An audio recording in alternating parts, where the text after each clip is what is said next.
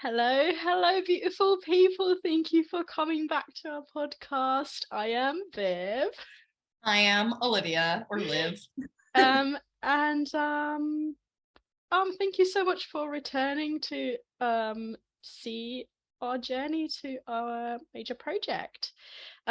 We have kind of thus far in the previous three episodes established the thematics of the piece, kind of like the questions that we're asking, the questions that we're dealing with, and those have already changed. If you want to see the process that went through with that, please go see the previous episodes. Last time we talked about the space that we're utilizing, and today we're talking about the interview process that we have actually started already. Would you like to go more into that, Liv? Yes. So the interviews serve a few different purposes in our project, and that's just constantly evolving. We're finding new uses, new incorporations and implementations for the interview material. So primarily, the interviews are research. This is a piece of practice as research. So while we're building this piece around female presenting and female identifying people's experience with male gaze, we're using these interviewees as a primary resource, a primary source of information to learn about what it feels like today to experience male gaze, both internalized and externalized. On top of that, the actual footage that we gain from the interviews is incorporated into our piece of performance. So that's definitely something to look out for. And Viv's doing a ton of great editing at the moment. She's already started piecing together some different responses from the interviews, and it's looking so good.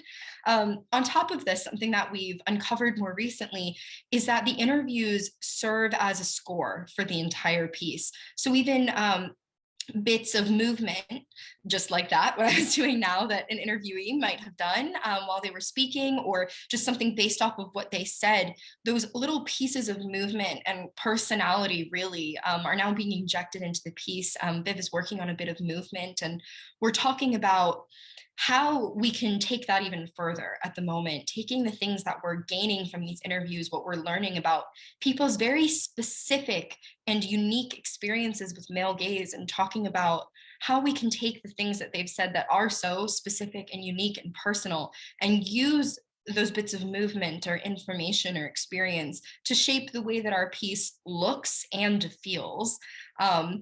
So without further ado, I guess we can talk a bit more about what our experience has been like actually carrying out those interviews.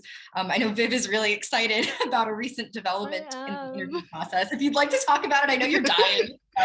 Okay, first of all, we are so privileged to have the opportunity and the access to do videoed, filmed interviews to begin with, which are then, as Olivia said, incorporated into the actual performative bit of our major project. It is such a privilege, and the way that we're trying to work, the way that we are actually working now is kind of like making it so that everything can be traced down back to the interviews. Like is such a rewarding process to work with that footage. Yeah, so we originally had reached out to a few people, kind of like in our lives, a few people just kind of like, okay, this may be up your alley, this may be something that you're interested in, and asked them if they wanted to get interviewed for this project. And we are very lucky to say that no one has said no. But also yesterday, Olivia first updated her Instagram stories to say like, oh, we're doing this major project, if you want to be a part of it, if you want to get interviewed for this, and get your voice heard here, please reach out to me, and then posted a very snazzy picture of us too. and A little extra encouragement. Yes. I then also put the same picture from Olivia's stories to my stories and put a similar message. And within 2 hours, our number of interviews went from 13 to It doubled. 14. It It doubled. completely doubled. And Yeah, I was getting messages throughout the night as well same. of I'm still getting them today. Yeah. people just reaching out and saying like, I need to be part of this, can I please be part of this? And Mhm. and it's kind of like some of the the majority of the messages have been so like just enthusiastic and very much like, oh, I need to be part of this project because I feel passionate about this topic. But Mhm. also like there have been some very heartbreaking messages in the way that I want to facilitate this opportunity for everyone, but also like when there's a Yeah. heartbreaking message, you just feel like I want to facilitate your story because I want to help you. And that's, I feel like that is, there's like this sense of bigger purpose for me that came through this interaction Mhm. alone. Yeah, I mean, we definitely have this crazy sense of responsibility here and, holding people's stories, these very personal stories, as we're talking about, an experience with male gaze. Some people might not feel like they have a lot of experience or negative experience with male gaze, but for a lot of other people, this is a sensitive topic and it's something that you don't just experience neutrally.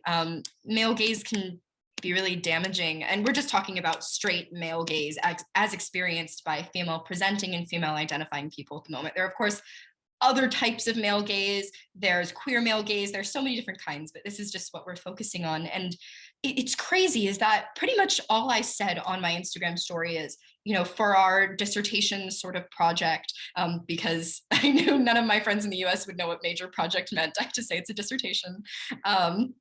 We are looking for female presenting and or female identifying people to talk about your honest experience with male gaze. And that was pretty much it. And all of a sudden, all of these people that, even like so many people that I have not spoken to in years, just coming out of the rafters in my DM saying, like, I would love to be a part of this if you still need someone. And yes, we'll take as many as many people as we can at the moment. We're almost at our limit right now, which is like pretty exciting and overwhelming. It's just like it's people that I haven't even spoken to in years. They have no obligation to help me with this, but they just see an opportunity to talk about this topic that affects so many of us, and feel like they want a chance to be heard, to share their story, to aid in the message that we're trying to create of the supportive environment for people who are going through this or experiencing male gazed, externalized and internalized. And like Viv said, it's so exciting and so rewarding to feel like so many people want to be a part of this and like we're giving them a platform to say what they want to and to speak their mind. 100%. Um, we will not disclose the actual structure of the interview before it's Mhm. like fully done and dusted, and we know that this is kind of like the interviewees cannot access this footage, so because we Mhm. want their organic honest reactions on tape as well. But what we can tell is that it functions in three sections, and the sections are completed one after another, and the full process of it is taking 30 to 40 minutes depending on the interviewee. And the sections affect each other as well, and mainly the questions are about the experience of a externalized or internalized male gaze as it is facilitated by the patriarchy. So we're not specifically talking about an individual male presenting person looking at someone. We're talking about the way that it is in the context of a patriarchal society and how that affects female presenting people. Yeah, completely. But stories like that are coming out too, where people feel like they want to talk about a specific experience with Oh, a particular 100%. person. Yeah, and that's something that we've seen in the interviews that we've conducted so far is that people have these really specific stories to tell. I remember one time I was at X location and this person was there. Here's how they acted. And I remember that I felt scared. I felt panicked. We're getting like these really crazy, unfortunately not super unique stories because so many of us experience these similar things. But it's just a reminder of, why it's so important that the primary source of our research so far is primary sources, is that we're actually talking to real people about their experience, hearing it firsthand from them, because it's completely influencing not only our view of what we're doing and what should be incorporated, but how our piece is going to function, what it's going to look like and feel like, because everything we've determined now, with the interviews being the score, everything that our participants are saying needs to be incorporated, needs to be reflected in the piece. It's just a further way to highlight their voices by building a space that is representative of their experiences and what they have to say. 100%. And I was thinking kind of like the beauty in qualitative research and of having this very, very small group of people that we're interviewing is the fact that also we get to we get to hear those instances of their lives, but also we get to share that moment of them sharing those bits. I feel like when I've been Mhm. doing the interviews and something came up that's actually like I didn't know about this person who is in my life, and they share something that's shocking, I feel like I am also sharing that emotion with them as I'm Mhm. interviewing them. And not for like the first or a second time, I've just been behind the camera, just like fully just staring with my mouth wide open, just like the fact that I fully get why people are so enthusiastic about participating where in a place where they feel like their voices can be heard. Um, I feel like there's just such a beauty in being able to share that Mhm. and facilitate that. Yeah, completely. And we're almost out of time for today. If there's anything, Viv, you'd like to say to wrap up, I guess for me, I'll just start by saying, reiterating how rewarding the interview experience has been. And I'm so excited to interview all these new people that have been messaging me. Because as Viv sort of hinted at, all the people that we're interviewing are people that we know, at least vaguely. We've reached out to them. We're not just posting on, message boards in the city and getting random people involved. Like we know all these people. So it is really crazy hearing what they have to say, like things that you didn't even know about them, and feeling like, it's just a reminder of how everybody around us experiences this. This is, the topic of male gaze is just something that we all experience in both different and similar ways.